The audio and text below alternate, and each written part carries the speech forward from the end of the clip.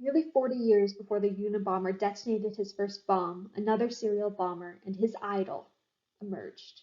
His name, the Mad Bomber.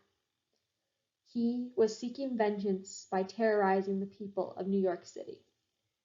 In my speech today, I hope to inform others of a less well-known serial bomber and to also show what he did and how he inspired other serial bombers, such as the Unabomber, to commit their acts.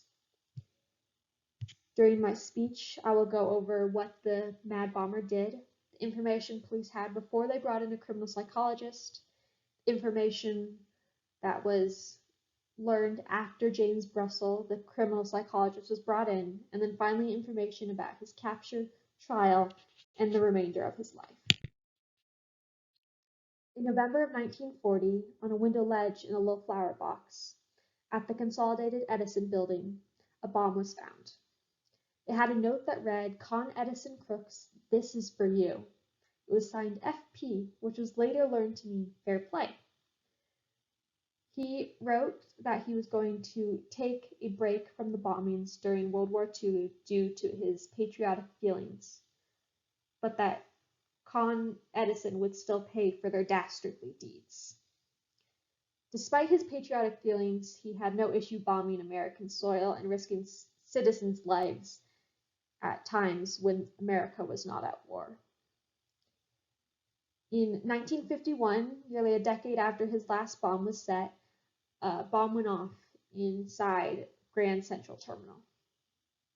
Another then went off during a showing of War and Peace in December of that same year, and he had planted it days earlier during a different showing by cutting open the seat of the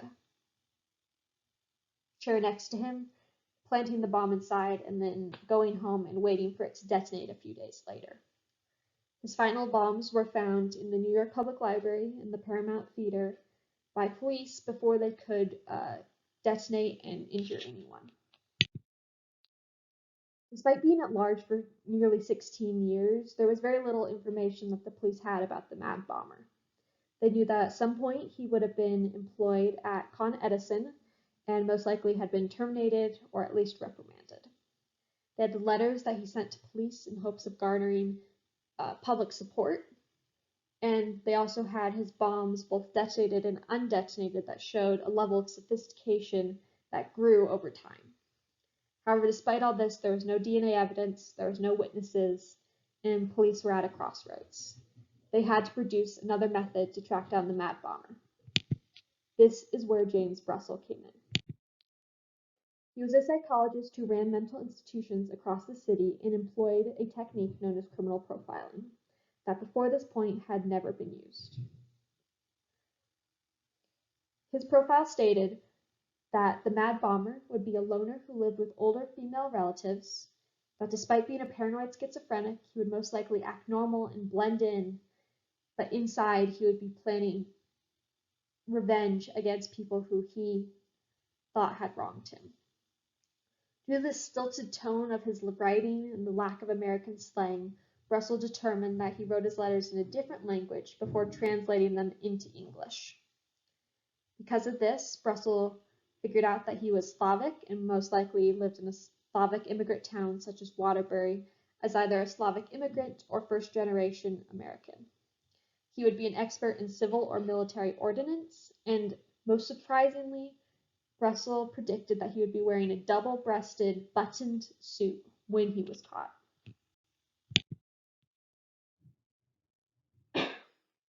Alice Kelly found George Metesky's file due to a similar writing style and his use of words such as dastardly deeds and Con Edison crooks. She turned this information over to the police, and they conducted surveillance on Metesky's house until they were sure that he did live there. At 5 a.m. on January 21, 1957, George Metesky was served a search warrant,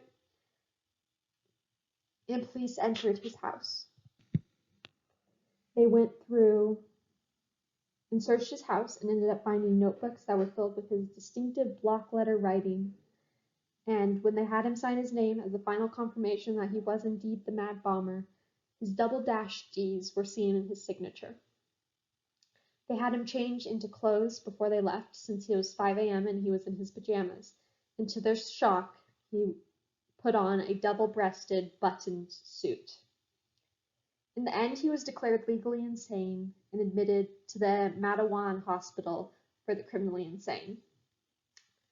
In 1973, he was released and allowed to live at home until his death in May of 1994. As I wrap up my speech, let's review the main points I focused on. Today I discussed the acts committed by the Mad Bomber, how police were able to catch the man who had been at large for 16 years, and the limited information they had before they brought in a criminal psychologist. Finally, I discussed